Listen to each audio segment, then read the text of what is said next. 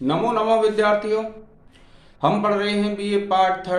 First में संस्कृत विषय, और संस्कृत विषय में हम पढ़ रहे हैं विद्यार्थियों क्रातार्जुनीयम। और क्रातार्जुनीयम में मैं आपको बता चुका था कि द्रौपदी की जो ओजस्वी वाणी है, द्रौपदी की ओजस्वी वाणी के विषय में हम पढ़ रहे थे विद्यार्थियों। देखिए क्या कहते हैं, गुणानुरक्ताम अनुरक्त साधन कुलाभिमान कुलजाम नराधिप परैस्तत् अन्यः का अपहारेत न मनोरमाम आत्मवधूमेव श्रियम भवंतम एतर्हि मनस्वी गरहिते विवर्तमानम नरदेव वर्तमनि। अब देखिए एक जो हमारा श्लोक है यहाँ पर पूर्ण हो जाता है, और इस श्लोक में क्या है कि जो द्रौपदी है, द्रौपदी क्या कह रही है युधिष्ठिर से कि देखिए गुणानुरक्ताम, गुणानुरक्ताम कहते हैं जो गुणों में अनुरक्त रहने वाली थी, अनुरक्त साधन, और जो अनुरक्त साधनों वाली थी ऐसी कुलाभिमानी कुलजाम नराधिप, कुलाभिमानी जो कुल पे अभिमान करने वाली थी, और कुलजाम जो अच्छे कुल में उत्पन्न होने वाली थी ऐसी नराधिप के ही राजा परैह दूसरों के द्वारा अर्थात शत्रुओं के द्वारा त्वत अन्यः कह अपहारेत, कि त्वत अन्यः तुमसे दूसरा ऐसा कौन होगा जो उसका अपहरण करवाएगा, मनोरमाम आत्मवधू एव श्रियम, कि मनोरमाम जो मन को अच्छी लगने वाली थी ऐसी आत्मवधूम एव श्रियम जो आत्मवधू के समान थी ऐसी उस लक्ष्मी का, हे राजन आपके अलावा ऐसा कौन सा व्यक्ति होगा जो उस मन को रमण करने वाली और अच्छी लगने वाली ऐसी उस लक्ष्मी का अपहरण करवाएगा। देखिए क्या कहते हैं, गुणानुरक्ताम, गुणानुरक्ताम का मतलब है जो गुणों में अनुरक्त रहने वाली थी, अनुरक्त साधन जो अनुरक्त साधनों वाली थी, कुलाभिमानी जो कुल पर अभिमान करने वाली थी, कुलजाम जो कुल अच्छे कुल में उत्पन्न थी ऐसी, नराधिप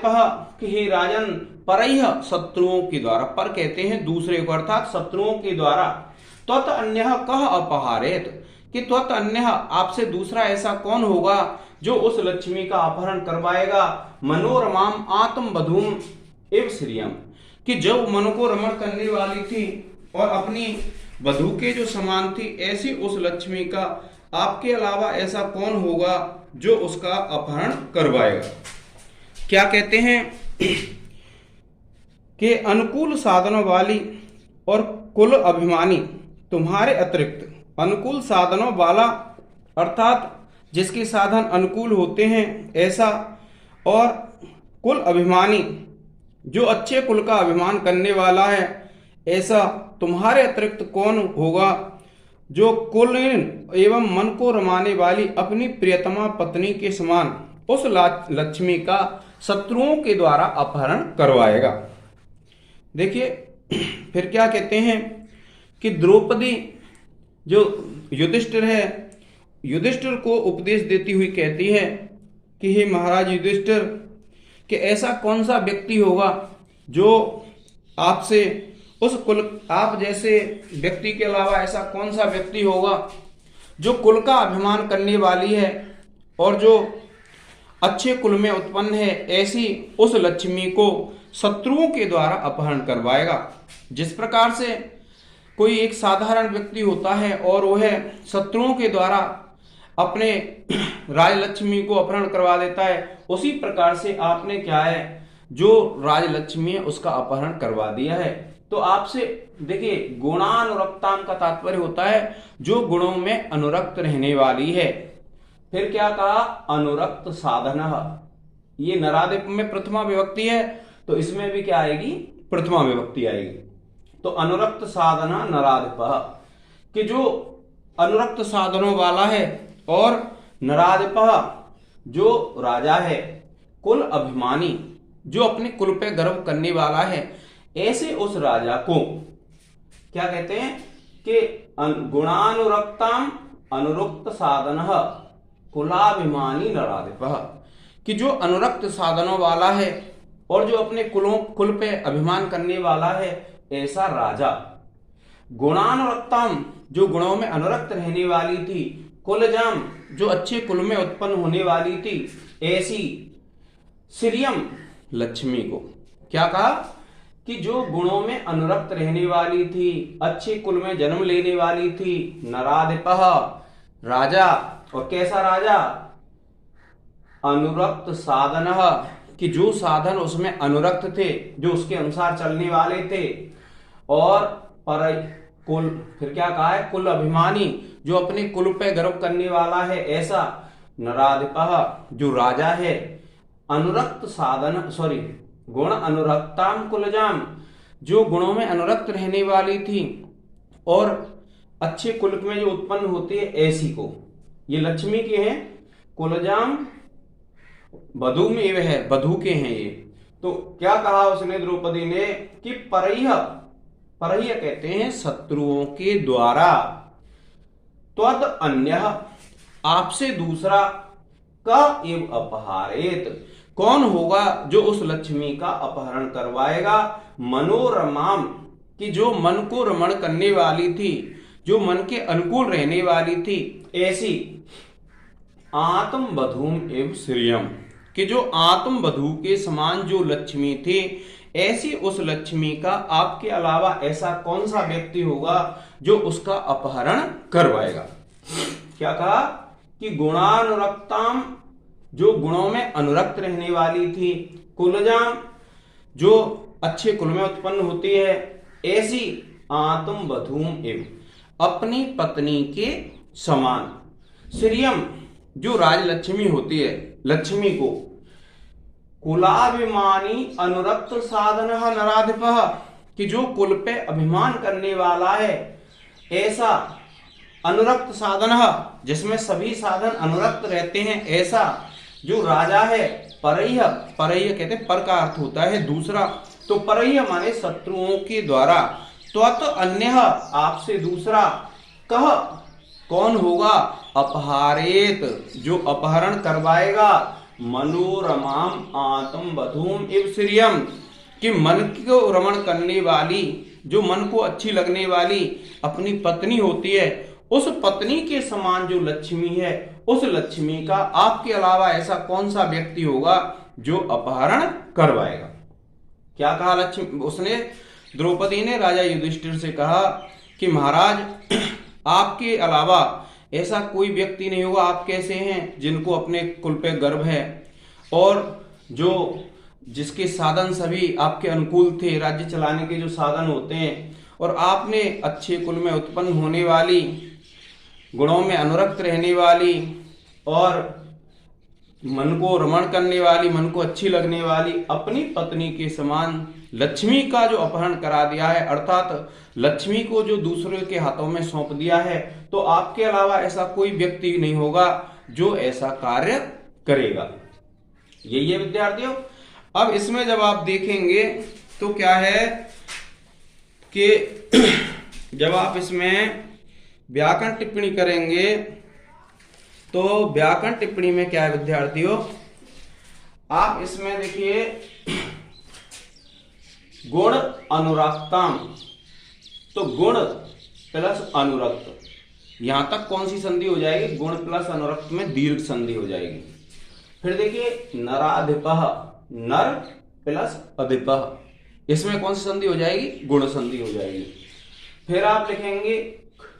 कि परह्य त्वत अन्य, तो यहां परह्य प्लस त्वदन्य ये विसर्ग संधि हो जाएगी, और परह्य त्वत अन्य यहां इसको ता कर देंगे, परह्य त्वत प्लस अन्य इसमें जसत्व संधि हो जाएगी, और मनोरमाम आत्म बधूम एव, तो क्या कहते हैं, मनोरमाम आत्म बधूम एव, तो ये जो आत्म बधूम एव है विद्यार्थियों, इसमें क्या होगा, आत्म बधूम एव में इसमें उपमा अलंकार है, पूर्ण उपमा है, कोई संशय नहीं है, इसलिए इसको क्या कहेंगे हम, उपमा अलंकार। तो आप जब इसमें वर्ण गिनेंगे तो 1 2 3 4 5 6 7 8 9 10 11 12, फिर 1 2 3 4 5 6 7 8 9 10 11 12, 1 2 3 4 5 6 7 8 9 10 11 12, 1 2 3 4 5 6 7 8 9 10 11 12। इस प्रकार से क्या विद्यार्थियों, इसमें 12 वर्ण का वंशस्थ छंद है। आप जब विशेष लिखेंगे तो नंबर 1 बिंदु डालेंगे और आप लिख देंगे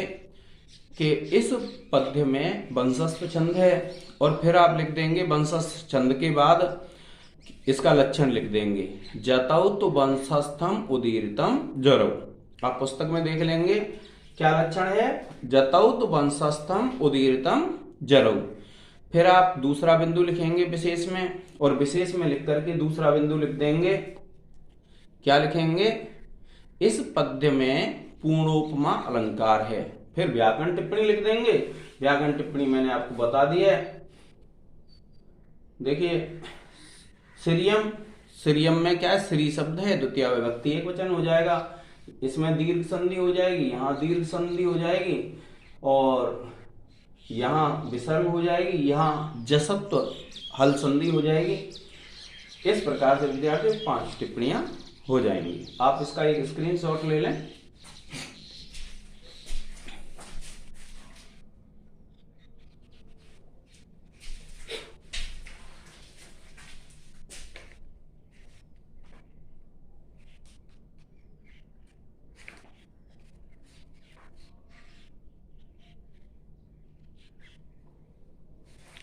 अब देखिए क्या कहती है द्रौपदी।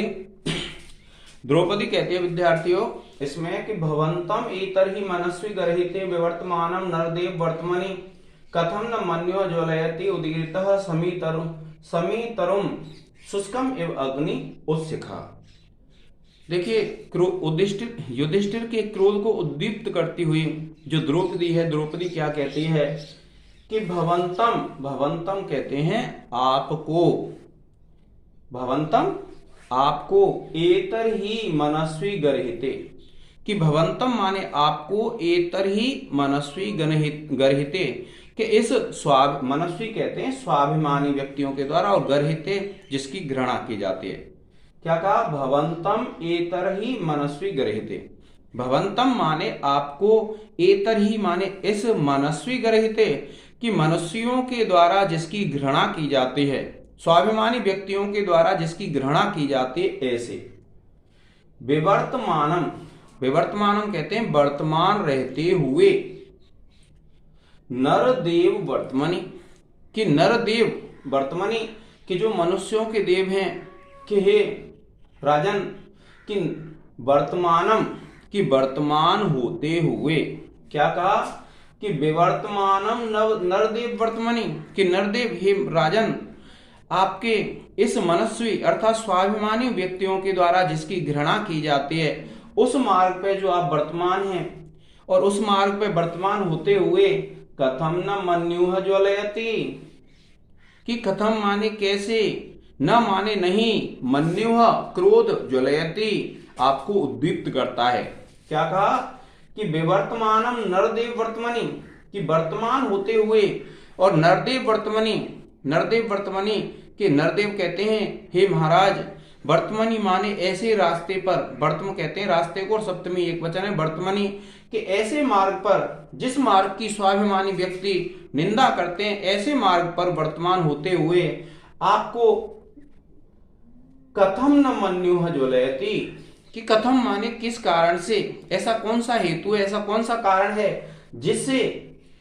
मन्यु, मन्यु कहते हैं क्रोध, न माने नहीं, ज्वलयति जलाता है, कि आपको वह क्रोध जलाता क्यों नहीं है, और कैसे, अग्निः उत्सिखः, कि ऊपर शिखाओं वाली अग्नि जिस प्रकार से प्रज्वलित होती है, कहां पर, समीतरुम, समी का एक वृक्ष होता है, और उसमें जब अग्नि लग जाती है तो अग्नि क्या है, बड़ी बड़ी शिखाओं वाली होती है, और ऊपर की तरफ वह अग्नि की शिखाएं जाती हैं। तो उसी प्रकार से वह क्या कह रही है द्रौपदी युधिष्ठिर से कि हे राजन, ही महाराज, आप ऐसे रास्ते पर चल रहे हैं, कौन से रास्ते पर, जिस रास्ते की स्वाभिमानी व्यक्ति निंदा करते हैं, और जिस रास्ते की स्वाभिमानी व्यक्ति निंदा करते हैं और आप उस पर वर्तमान हैं, तो आपको वह क्रोध, जिस प्रकार से समी के वृक्ष में ऊपर शिखाओं वाली अग्नि समी के वृक्ष को जला देती है, उसी प्रकार से आपको क्रोध क्यों नहीं जला रहा है, इस प्रकार से क्या है, वह जो द्रौपदी है युधिष्ठिर से कहती है, क्या कहती है कि हे मनुष्यों में देवता, हे नरदेव, इस समय वीरों के द्वारा जिस मार्ग की घृणा की जाती है और आप उसी मार्ग को अपना रहे हैं, तो आपको उद्दीप्त क्रोध क्यों नहीं प्रज्वलित कर देता है, जैसे उठती हुई शुष्क समी के वृक्ष को जला देती है। क्या कहा विद्यार्थियों कि भवंतम माने आपको एतरही मनस्वी गृहीते, कि भवंतम माने आपको एतरही मनुष्य गृहीते, कि इस स्वाभिमानी व्यक्तियों के द्वारा जिस मार्ग की घृणा की जाती है उस मार्ग पर वर्तमान होते हुए, क्योंकि जो वीर देव हैं, वीर मनुष्य जो होते हैं, वे इस कायरता के मार्ग की क्या करते हैं, निंदा करते हैं, और आप उसी कायरता के मार्ग पे चल रहे हो, तो कि हे महाराज, आपको वह जो अग्नि है क्यों नहीं जला रही है, क्रोध की अग्नि। कैसे, जिस प्रकार से समी तरुम शुष्कम एवं, शुष्क माने सूखे, समी के वृक्ष के समान, जिस प्रकार से एक सूखा हुआ समी का वृक्ष होता है, उस वृक्ष को जिस प्रकार से अग्नि, उस शिखा कहते हैं ऊपर शिखाओं वाली अग्नि, जिस प्रकार से उस वृक्ष को जला देती है, आपको क्रोध की अग्नि क्यों नहीं जला रही है। क्या कहा कि भवंतम एतरही मनस्वी गृहीते विवर्तमानम नरदेव वर्तमनि, कि भवंतम मान आपको एतरही मनस्वी गृहीते, कि इस स्वाभिमानी व्यक्तियों के द्वारा जो घृणा के योग्य मार्ग है, आप उसी मार्ग को अपना रहे हैं, और उस मार्ग को जब आप अपना रहे हैं तो आपको वह क्रोध की अग्नि क्यों नहीं जला रही है, जिस प्रकार से समी के सूखे हुए वृक्ष को ऊपर शिखाओं वाली अग्नि जला देती है, उसी प्रकार से आपको क्रोध की अग्नि क्यों नहीं जला रही है। अब क्या करेंगे विद्यार्थियों, आप इसमें पहले तो छंद ढूंढते हैं जब विशेष लिखते हैं, और छंद ढूंढते हैं तो आप छंद ढूंढेंगे, देखिए 1 2 3 4 5 6 7 8 9 10 11 12। इसी प्रकार से 1 2 3 4 5 6 7 8 9 10 11 12, 3 और 2 5 6 7 8 9 10 11 12।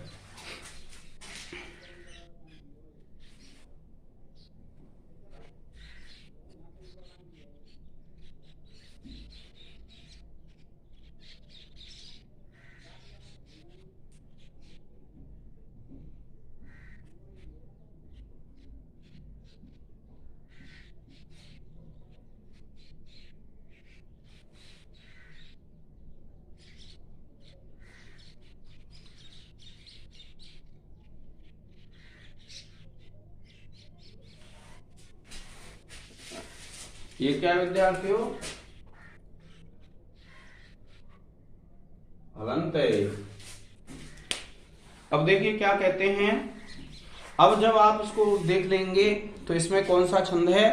वंशस्थ छंद है, और वंशस्थ छंद है आप लिख देंगे पहला विशेष डाल के कि इस पद्य में वंशस्थ छंद है। फिर दूसरा इसमें लिख देंगे विद्यार्थियों कि इसमें उपमा अलंकार है, इसमें भी क्या है, शुष्कम एवं अग्नि, तो इसमें भी क्या है, उपमा अलंकार है। और फिर इसमें आप लिख देंगे व्याकरण टिप्पणी। देखिए यह है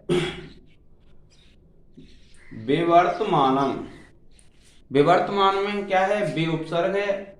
विरित धातु है, और मानम है, सानच प्रत्यय हो जाएगा। नरदेव है, आप लिखेंगे हे नरदेव, संबोधन प्रथमा संबोधन एक वचन। समीतरुम है, आप लिखेंगे समीतरु द्वितीय विभक्ति एक वचन। फिर देखिए शुष्कम एवं प्लस अग्नि, यहां से तोड़ लेंगे इसको, और इसमें हो जाएगी आपकी दीर्घ संधि। फिर देखिए ज्वलयति उदीरितः, यहां ज्वलयति या ताप पे छोटी की मात्रा आ जाएगी, और उदीरितः, उदीरितः का तात्पर्य है उद्दीप्त करती है, तो यहां क्या है, यण संधि हो जाएगी, और सूत्र लिख देंगे आप एको यणची। फिर देखिए शुष्कम है, तो शुष्क शब्द हो जाएगा, द्वितीय विभक्ति एक वचन हो जाएगी। तो इस प्रकार से आप क्या इसमें व्याकरण टिप्पणी लिखेंगे, और जब ये व्याकरण टिप्पणी आप लिख लेंगे तो व्याकरण टिप्पणी लिखने के बाद फिर उसमें क्या है, आप कुछ समास लिखेंगे विद्यार्थियों। और समासों में जब आप लिखेंगे तो देखिए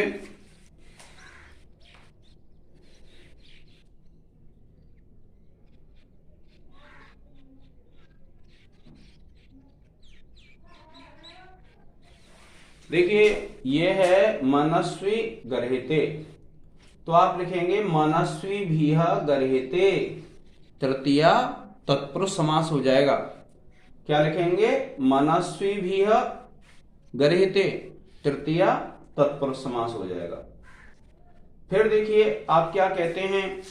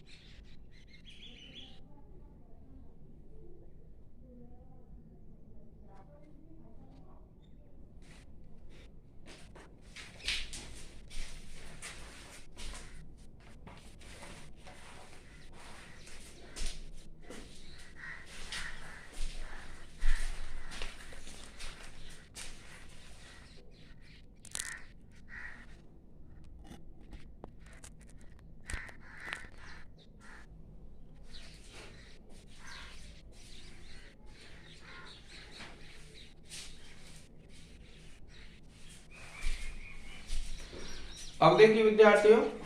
द्रौपदी फिर क्या कहती है, युधिष्ठिर के क्रोध को उद्दीप्त करते हुए द्रौपदी कहती है, क्या कहती है देखिए, कि अवंध्य कोपस्य व्यहंतुः आपदाम, कि अवंध्य कोपस्य, अवंध्य कोप का मतलब होता है सफल क्रोध वाले का, व्यहंतुः आपदाम, कि जो आपत्तियों को समाप्त कर देता है ऐसे व्यक्तियों के, भवंती हो जाते हैं, बस्याः बस में, स्वयं एव देहिनः, कि स्वयं एव कहते हैं अपने आप ही, देहिनः कहते हैं जो देह धारण करने वाले प्राणी होते हैं। क्या बताते देखिए द्रौपदी, अबंध्य कोपस्य, जिसके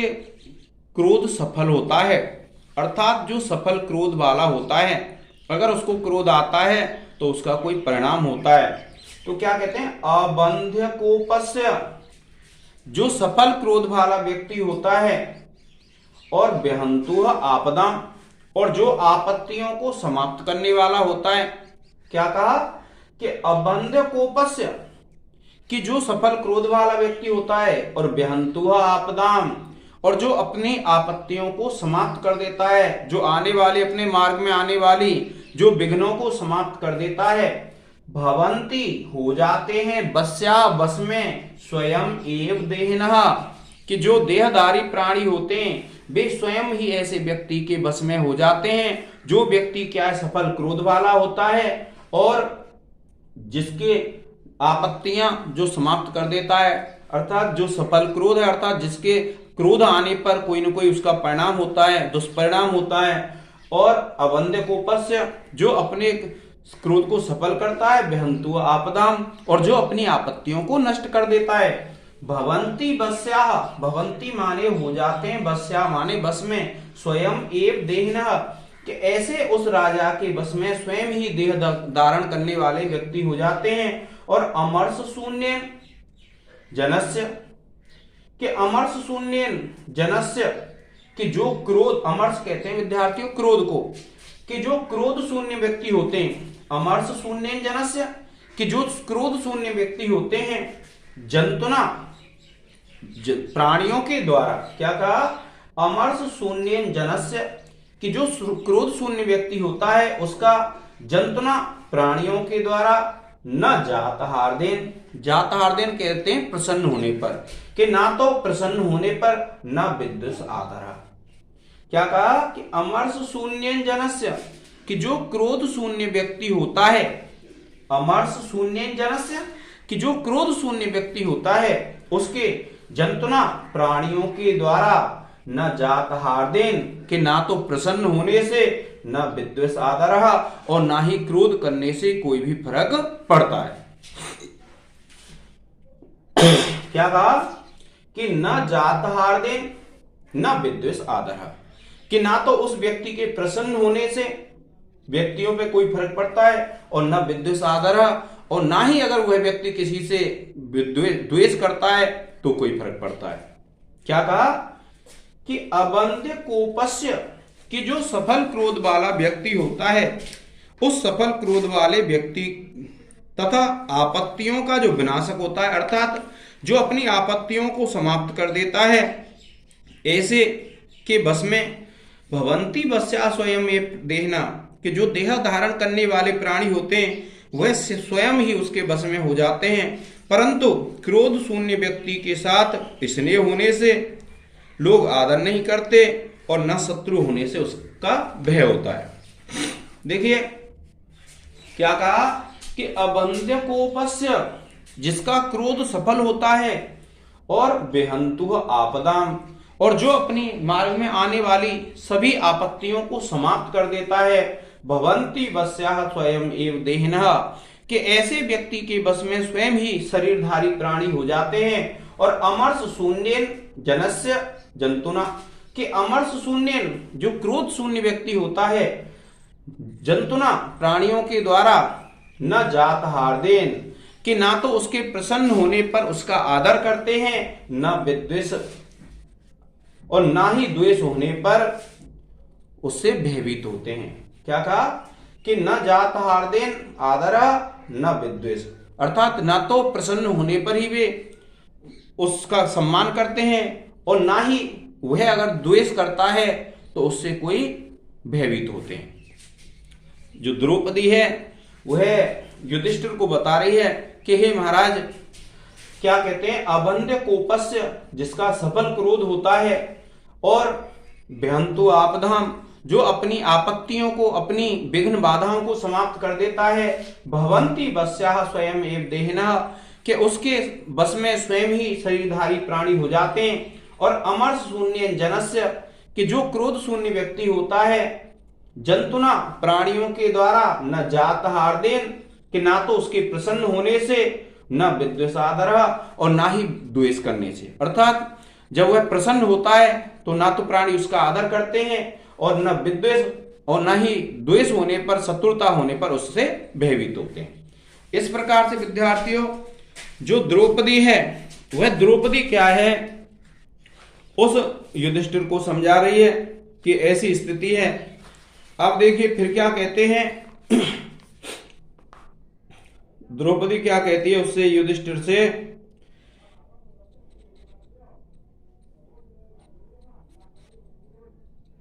अब देखिए विद्यार्थियों, पहले हम इसका विशेष लिखेंगे। तो जब आप विशेष लिखेंगे तो आप क्या करेंगे, सबसे पहले लिखेंगे इसमें वर्ण गिन करके, देखिए 1 2 3 4 5 6 7 8 9 10 11 12 आप लिख देंगे। इस पद्य में वंशस्थ छंद है। दूसरा पॉइंट लिखेंगे, उसमें आप लिख देंगे इस पद्य में श्लेष अलंकार है। और उसके बाद तीसरा जब आप विद्यार्थियों आप लिखेंगे तो तीसरे में आप क्या लिखने वाले हैं, व्याकरण टिप्पणी। और व्याकरण टिप्पणी में सबसे पहले आप लिखेंगे नंबर 1 डाल के भवंती, आप लिखेंगे भू धातु लट लकार प्रथम पुरुष बहुवचन। और फिर देखिए जनस्य, जनस्य में आप लिखेंगे जन शब्द है, षष्ठी विभक्ति एक वचन। जंतुना, जंतुना कहते हैं, जंतु शब्द है, तृतीया विभक्ति एक वचन। और विद्वेष प्लस आदर, यहां से तोड़ लेंगे, विद्वेष प्लस आदर दीर्घ संधि हो जाएगी। और फिर देखिए अबंध्य कोपस्य है, तो देखिए बेहंतु है,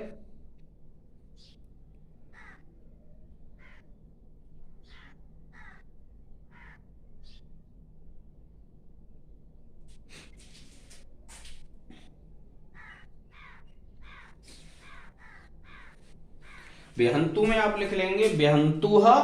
इस रा को विसर्ग कर देंगे, आपदाम हो जाएगा बेहंतुह प्लस आपदाम, विसर्ग संधि। और बेहंतु है, बेहंतु में क्या है, बी उपसर्ग, हन धातु और त्रिच प्रत्यय है विद्यार्थियों। ठीक है, इस प्रकार से आपकी व्याकरण टिप्पणी हो जाएगी। आप इसका एक स्क्रीनशॉट ले लें।